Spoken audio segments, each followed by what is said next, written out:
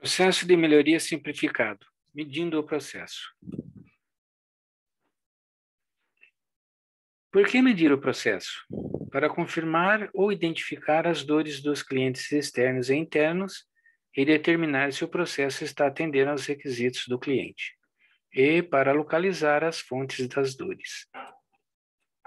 Conteúdo desse episódio: medindo o processo, por que medi-lo, questões sistêmicas do processo, o que medir, throughput e yield, plano de medição, determinando os custos do processo e compilando dados. Problemas sistêmicos do processo geralmente aparecem imediatamente quando examinamos os parâmetros do mesmo. Portanto, deve-se sempre medir porque as medições destacam as causas dos erros. Mesmo quando problemas sistêmicos podem ser detectados imediatamente, por exemplo, observações obtidas em visita ao Gemba, as medições ainda assim são necessárias para obtenção de dados para tomadas de decisão. No processo de melhoria, mede-se as dores dos clientes internos e externos.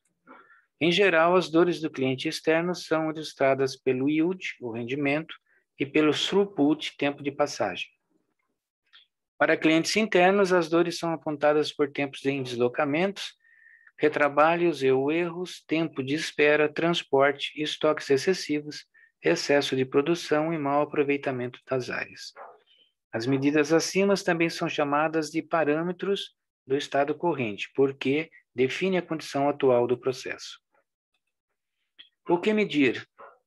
Aqui segue os 7 parâmetros: produção, tempo de processamento, níveis atuais de pessoal, requisitos de inventário e equipamentos, distâncias de caminhada, gargalos, tarefas de não valor agregados ou as NVA. Taxa de transferência, throughput.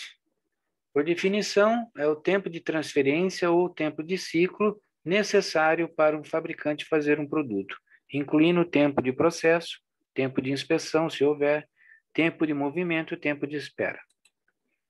Tempo de processo é o tempo que a empresa leva para realmente produzir o produto. Depois que o produto é produzido, ele é inspecionado se necessário.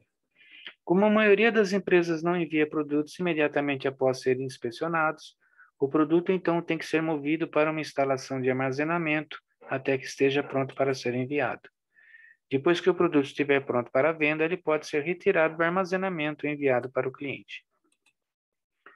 Rendimento do processo yield explica a porcentagem de produtos que passam pela verificação de conformidade.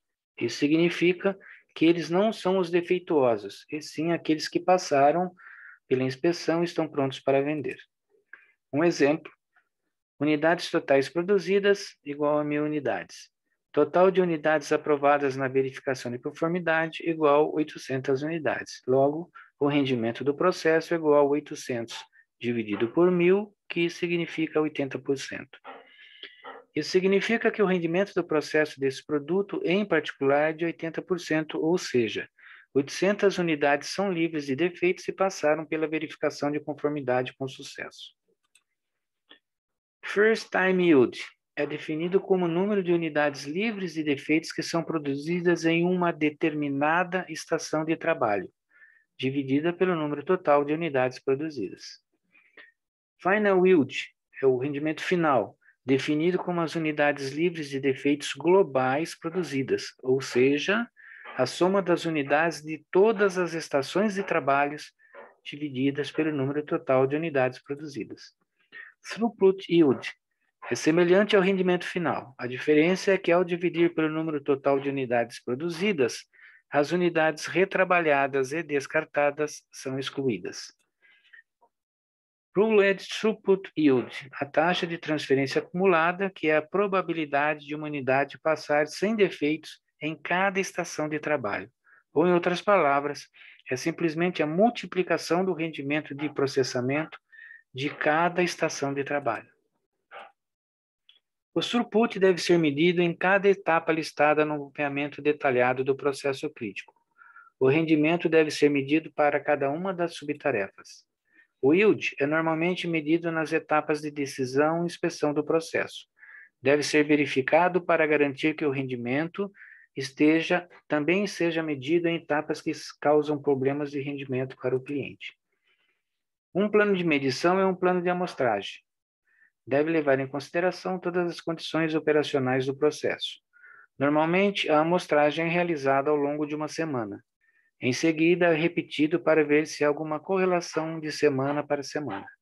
Caso contrário, a amostragem pode ter que continuar até que um padrão repetido seja observado. A chave para fazer medições é obter um tamanho de amostra apropriado em um curto período de tempo. Vale dizer que a coleta de dados não deve interferir no trabalho que precisa ser feito.